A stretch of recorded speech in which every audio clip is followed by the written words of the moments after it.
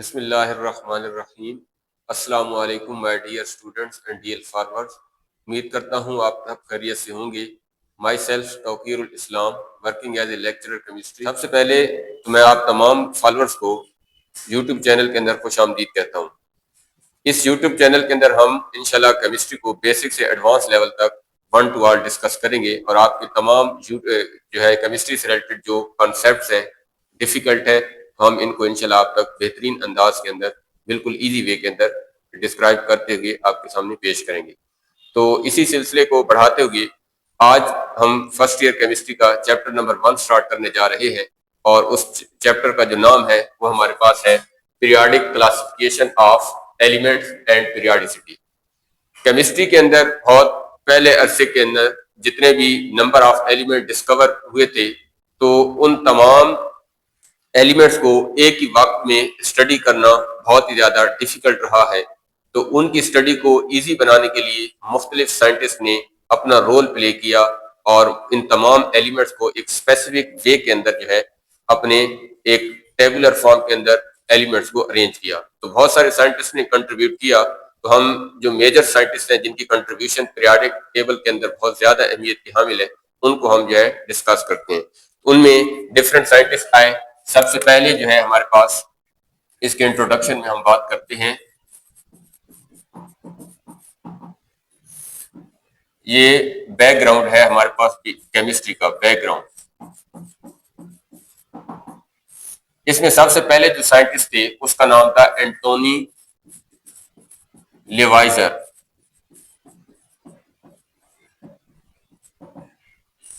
एंटोनी लेवाइजर ने क्या किया था, सबसे पहले एलिमेंट्स को क्लासिफाई किया था फिजिकल और केमिकल की प्रॉपर्टीज की बुनियाद पर और देखा था कि उसके अंदर नंबर ऑफ मेटल्स कौन कौन सी हैं और नॉन मेटल जो है कौन कौन सी है। तो इसकी मेन जो इसके अंदर क्लासिफिकेशन थी वो किसकी बात बुनियाद पे थी, classify elements on the basis of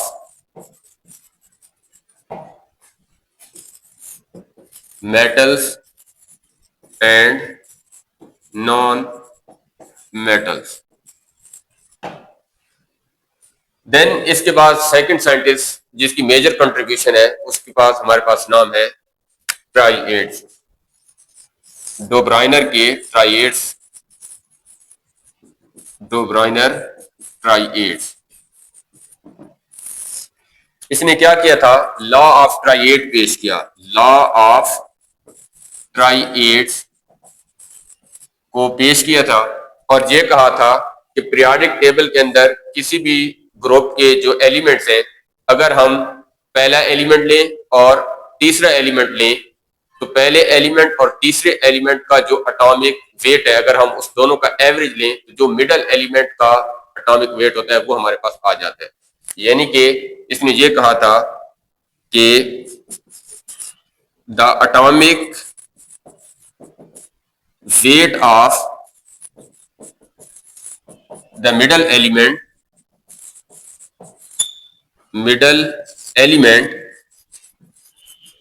is the average atomic weight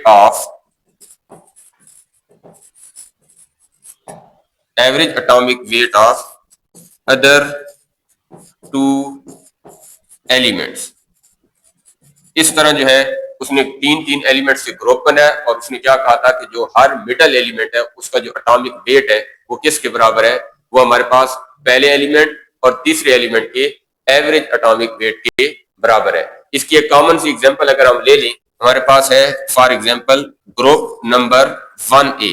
group 1A की अगर हम एग्जांपल लें जिसमें हमारे पास आ जाता है लिथियम, सोडियम एंड पोटाशियम। तो आपको पता है कि लिथियम का हमारे पास जो एटॉमिक मास होता है वो हमारे पास होता है 3, सोडियम का हम कैलकुलेट कर सकते हैं और पोटाशियम का हमारे पास होता है 39।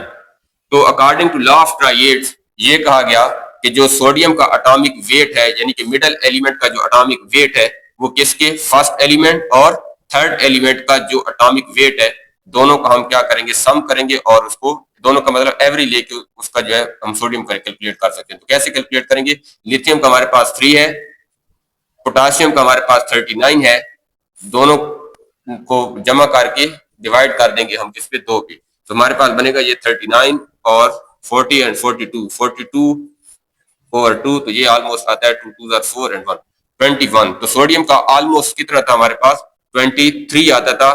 तो ये हमारे पास लॉ ऑफ ट्राइएड जो है अप्लाई किया गया, जो कि डिफरेंट एलिमेंट्स के ऊपर डोब्राइनर ने अप्लाई करके इनको क्लासिफाई कर दिया था। इसके बाद नेक्स्ट जो हमारे पास मेजर साइंटिस्ट थे वो थे 3rd नंबर वाले न्यूलैंड्स। न्यूलैंड ने क्या किया था, न्यूलैंड ने 8 एलिमेंट्स का जो है ग्रुप बनाया था। न्यूलैंड की मेजर कंट्रीब्यूशन क्या थी, लॉ ऑफ ऑक्टेव्स पेश किया। लॉ ऑफ ऑक्टेव्स का मतलब कि इसने मुख्तलिफ एलिमेंट जो इस पर डिस्कवर किए गए थे उसमें उसने मुख्तलिफ एलिमेंट को 8 के ग्रुप एलिमेंट के अंदर अरेंज किया और 8 एलिमेंट के ग्रुप बनाए। इसका ये मेजर कंट्रीब्यूशन है और ये इन्होंने लॉ 1864 के अंदर पेश किया था और इसने ऑलमोस्ट 62 एलिमेंट्स को, कितने एलिमेंट्स को classify, 62 elements in a group. और इसने सबसे पहले जो है पीरियोडिक टेबल की टेबुलर फॉर्म में एलिमेंट्स को अरेंज किया था। इसने कहा था कि जो पीरियोडिक टेबल के अंदर डिफरेंट एलिमेंट्स हैं, जब 8 एलिमेंट्स के ग्रुप्स बनाए तो उसने कहा था कि जो पहले एलिमेंट की प्रॉपर्टी है वो 8वें ग्रुप के जो एलिमेंट होगा उसकी प्रॉपर्टी से जो है मैच करती है, यानी कि फर्स्ट एलिमेंट और 8वां एलिमेंट दोनों की प्रॉपर्टीज क्या होंगी, सेम होंगी। तो इसको हम देख लेते हैं एग्जाम्पल उसने किस तरह दी थी। हमारे पास लिथियम, इसके बाद हमारे पास सेकंड ग्रुप के अंदर beryllium, boron, carbon, nitrogen, oxygen, fluorine, और उसके बाद हमारे पास यहां पे आ जाता है सोडियम, मैग्नीशियम। बोरॉन के बाद हमारे पास आ जाता है aluminium, silicon, phosphorus, sulphur, chlorine. तो ये उसने मुख्तलिफ 8 एलिमेंट्स के ग्रुप बनाए और उसने ये कहा, ये अगर हम नंबरिंग करें तो ये हमारे पास फर्स्ट एलिमेंट है, ये सेकंड है, ये थर्ड है, ये फोर्थ है, ये फिफ्थ है, ये सिक्स्थ है, ये सेवंथ है, और यहाँ पे अगर आप देखें तो 8वां हमारे पास 8वें नंबर पर कौन सी चीज है, सोडियम है। तो उसने ये कहा था, जब इसने लॉ ऑफ ऑक्टेव्स पेश किया तो उसने ये कहा कि जो फर्स्ट एलिमेंट है ग्रुप का उसकी प्रॉपर्टीज और जो 8वें एलिमेंट की प्रॉपर्टीज होंगी वो क्या होंगी, बिल्कुल एग्जैक्टली सेम होगी। तो यहाँ पे अगर आप देखें तो ग्रुप के अंदर पीरियोडिक टेबल में लिथियम के बाद उसकी ग्रुप मेंबर कौन सा आता है, सोडियम आता है। इसी तरह अगर आप ब्रिलियम को देखेंगे तो ब्रिलियम का 8वां एलिमेंट हमारे पास मैग्नीशियम है। इसको अगर हम लिथियम का 8वां एलिमेंट सोडियम, ब्रिलियम का हमारे पास मैग्नीशियम है, बोरॉन का आगे, बोरॉन से आगे गिन लें 1 2 3 4 5 6 7 8, इसका 8वां एलिमेंट कौन सा बनता है, एल्यूमिनियम बनता है। इसका मतलब बोरॉन और एल्यूमिनियम की प्रॉपर्टीज क्या करती है, एक दूसरे के साथ मैच करती हैं। इसी तरह कार्बन सिलिकॉन के साथ, नाइट्रोजन, फास्फोरस, ऑक्सीजन, सल्फर के साथ और फ्लोरीन किसके साथ, क्लोरीन के साथ जो है मैच करती है।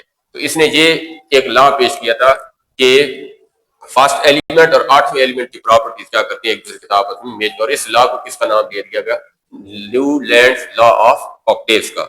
लेकिन ये लॉ ज्यादा फेवरेबल नहीं था, इसके अंदर भी ड्रॉबैक्स थे। अब हम इसके जो है ना ड्रॉबैक देख लेते हैं। ड्रॉबैक इसका क्या था, सबसे पहला जो मेजर ड्रॉबैक था, डिस्कवरी ऑफ नोबल गैसेस। जब ये न्यूलैंड ने लॉ ऑफ ऑक्टेव्स पे किया था उस वक्त पीरियोडिक टेबल के अंदर जो नोबल गैसेस थी वो बिल्कुल उस वक्त डिस्कवर नहीं हुई थी। लेकिन बाद में जब लॉ ऑफ ऑक्टेव्स पेश करने के बाद देखा गया, जब नोबल गैसेस डिस्कवर हुई तो उसका ये जो लॉ था वो क्या हो गया, फ्लॉप हो गया। अगर हम इसी चीज को दोबारा देखें तो वो कैसे अगर लॉ फ्लॉप होता है, यहाँ पे अगर आप देखें तो lithium, beryllium, boron, carbon, nitrogen, oxygen, fluorine, और यहां पे आ जाता है आगे नियॉन। इसी तरह अगर हम इसको देखें सोडियम को, यहां से sodium, magnesium, aluminium, silicon, phosphorus, sulphur, chlorine and argon.